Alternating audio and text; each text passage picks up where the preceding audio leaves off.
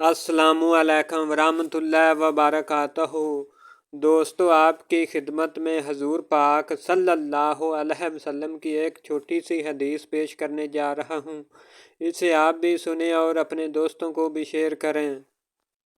شروع کرتا ہوں اللہ تعالیٰ کے نام سے جو بڑا مہربان اور نہایت ہی رحم کرنے والا ہے۔ حضرت ابو ہریرہ رضی اللہ تعالیٰ عنہ بیان کرتے ہیں، رسول اللہ صلی اللہ علیہ وسلم تکبیر تحریمہ اور قرأت کے درمیان کچھ دیر سکوت فرمایا کرتے تھے۔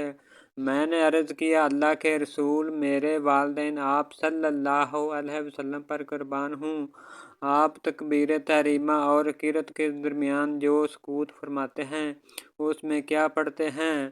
آپ صلی اللہ علیہ وسلم نے فرمایا، میں یہ دعا پڑھتا ہوں، اے اللہ میرے اور میرے گناہوں کے درمیان ایسے دوری ڈال دے جیسے تو نے مشرق و مغرب کے مابین دوری ڈالی ہے۔ اے اللہ مجھے گناہوں سے ایسے پاک صاف کر دے جس طرح سفید کپڑا میل سے صاف کر دیا جاتا ہے۔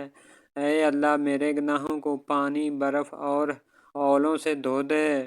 حضرت عقبہ بن عامر رضی اللہ تعالیٰ عنہ بیان کرتے ہیں، میں دوران سفر رسول اللہ صلی اللہ علیہ وسلم کی اونٹنی کی مہار تھام کر آگے آگے چلا کرتا تھا۔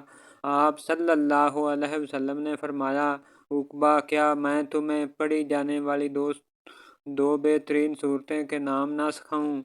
آپ نے سورۃ فلق اور سورۃ ناس مجھے سکھائیں۔ راوی بیان کرتے ہیں، آپ صلی اللہ علیہ وسلم نے ان صورتوں کی وجہ سے مجھے زیادہ خوش نہ دیکھا۔ پس جب آپ نماز صبح کے لیے تشریف لائے تو آپ نے نماز فجر پڑھاتے ہوئے یہی دو صورتیں تلاوت فرمائیں۔ جب نماز سے فارغ ہوئے تو میری طرف توجہ کرتے ہوئے فرمایا، عقبہ، تم نے ان صورتوں کی عظمت کو کیسے دیکھا؟